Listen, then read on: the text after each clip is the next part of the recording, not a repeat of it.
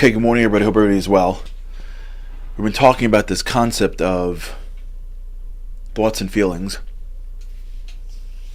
Yesterday, where we left off was the understanding that, like in the old movie theaters, the little frames in the film that pass over the light, the projector, creates an image that allows me to connect to in a way that brings emotions. So, if I'm going to if I walk into a theater, let's say, 40 years ago, or maybe more, I don't know, and then they hand me a film, like they hand me the roll, and I'm like going through the pictures, I'm like,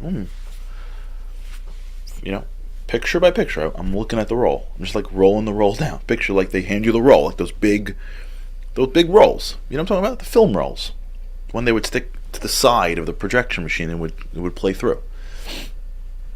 If you're listening to this, you're not seeing all my hand motions that are trying to depict how it used to work. So, if you walked in and they're like, "Hey guys, by the way, yeah, listen, we're gonna do something different today. We're not gonna play the thing, so we're gonna leave the lights on in the theater." And instead we're just going to hand you a copy of the roll of film, so everyone could on their own, it's a choose your own adventure night, and we know everybody likes to do it their own way and their own style and their own speed for that matter. So everyone just go through the pictures, just roll down all the different things, and you can start to connect the dots and see how it works. You see them, and you literally, especially as you talk about animation, which is like different frames that just goes quickly. That's what animation is. It used to be. Now it's different, but back then it was just hundreds of frames that shift slight motions so that it makes it look like the characters are moving. Mickey doesn't move. He's not real, believe it or not. So Mickey used to just be 100 little frames of micro motions that allowed Mickey to appear before you as if they were moving.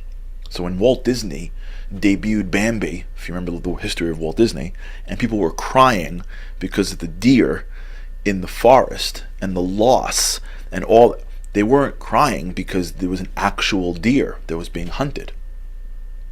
They're crying because in the back, Disney had created multiple frames with micro motions, as far as I know. I'm sure someone who's in film may be looking thing going like, yeah, that you didn't fully get it, but in my layman's understanding of it, Walt Disney and the Disney Corporation created hundreds and hundreds of microframes that created an image, an illusion that Bambi was walking. So when Bambi's mom, I think it was, I don't remember, I don't think I've seen Bambi. I just read about Walt Disney. But for those who saw Bambi, maybe I did see Bambi, to be honest. Like, I'm sure I did as a kid, but I have no recollection of Bambi. But I think what happened was either Bambi or her mom got killed by a hunter in the forest, I think. So for those who know, you'll adapt to the truth here.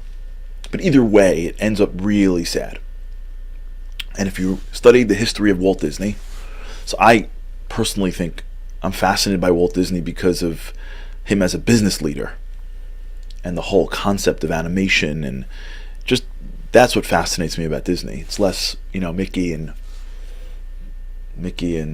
I don't know who else, but I did Mickey, and there's a duck, Donald Duck, Bambi. There's someone that's Goofy, right? That whole crew. So what Walt Disney did, which is incredible, is he actually pretty much invented this concept where you can go to a movie theater, watch a bunch of frames be played immediately after each other, sit and look at an image of a fake thing, a deer talking, and be moved to tears. And if you studied the history of the Disney Corporation, you will know that one of its watershed moments was when people went to see Bambi. They cried. That was it. It was the emotion that was emitted from an animated character. So Just think through that concept. That somebody drew on something that ended up becoming film, a deer, and then kept on drawing micro changes to that, which created a story, which, when projected through a big light, had adults watch and be moved to tears.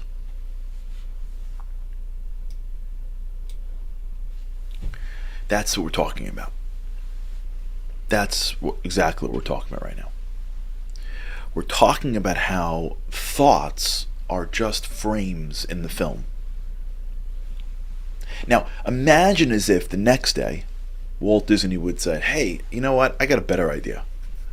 People want to have control. Why should you watch Bambi like everybody else? So here's what we're going to do. We're going to make a copy of the Bambi film, the roll, right? We're going to hand it out to each person. And everyone's going to be able to look at the film on their own. So just go through it. Frame, frame. See how it works? If you do quick enough, you'll see it moving. You know, like when you're a kid. You ever do this when you were like a kid in school? Where like somebody was like really creative that drew board in class. They would take like the side of their notebook. Ever do this? There's like someone in my class who was like an incredible drawer. Or not. Like she was, he was like drawing like stick men or something. It doesn't matter. And like he would just at the corner of his book draw, the stick man, standing and then slowly bent, right? And then he would like slowly change, and then he would like flip the pages so you would see the stick guy moving, right? So if you do it quickly, it moves. So if they would give you the roll of movies, lights on, here's the roll, Bambi, and you'd go through it. You'd be like, that's interesting. But you wouldn't be moved to tears. Because it's not about the content. It's about the light. Right? That's the difference. The reason why you're moved to tears, or they were moved to tears back then, even though everybody knew Bambi wasn't real. Like everybody knew Bambi was made up. Like nobody walked in and was like, wow, I should really go out and find Bambi and bring her into my house. Like everybody knew that Bambi was a cartoon. But yet they were moved because the environment, the lights, the darkness, right? Movie theater is dark. The images are life-size. It created an illusion that the thing that I'm looking at is real. And when something feels real, you respond in kind.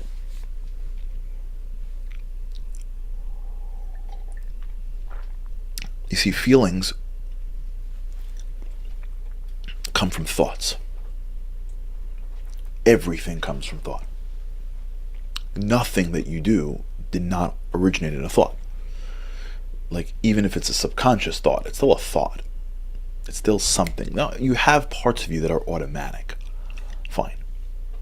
So let's leave out like the automatic stuff. But the feelings, the emotions, although emotions and feelings are different, but feelings and emotions, what moves you, what we're worried about. We're worried about feeling, or what we're excited about feeling. These are all manifestations of thought. It's thought that begins it. Thought is not us. Thought comes to us. We can't control it. I know we want to, we can't. So let's stop. We can get better. We can put ourselves in a situation where we purify it, no question. I was talking to someone recently who called with an issue that he was dealing with where he did something that was wrong. And I was trying to explain that you got to take a hard look to see if you got the guardrails up. Like you can't,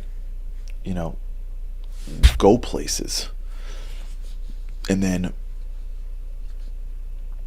feel bad for yourself if you fail, right? Like you got to be smarter than that. So you have to watch what you see, watch what you do, of course. That's part of bringing in better and more positive thoughts. I know somebody who turned their whole life around, really. They're having a very difficult life. A lot of it was self-imposed. And they turned it around. And I met him. I mean, I know him. So I saw him. I know him. And then I saw him, like, years later. And I knew he had gone through stuff. We weren't close enough. I didn't call him while we went through it. So I bumped into him somewhere. I'm trying to be, as you can tell, purposely vague until I have like signed consent forms to use these things. So I said, like, we were talking, and he said to me, he's like, I got rid of all the negative people in my life. Well, that's easier said than done, because sometimes you're related to them, but he's like, no, friends, family that I just, he didn't like divorce his family, but like the people that were negative, he just stopped. He just shut it down. He could do that, whatever his situation was. And the minute he did that, he's like, my whole life started to change. Like, I was surrounded by such incredible negativity that I couldn't handle it. And it was destroying me. So you can control the input of bad thoughts, but you can't control thought. You can't control, you're sitting somewhere and something pops in. You just can't control that. Don't even try. Don't even try. Don't even try to go somewhere and want to feel confident, and then you feel lack of confidence, and now you're mad at yourself for thinking this way. Don't even do that. Don't even try. Don't even try to say, why do I think this thing? How come I think this way? When you say, how come I think this way? Stop. Just stop. Close the book. Move on. That whole way of thinking is just a rabbit hole that leads you nowhere. Why me? How come someone so? How come they have it easy? All the stuff that has us be upset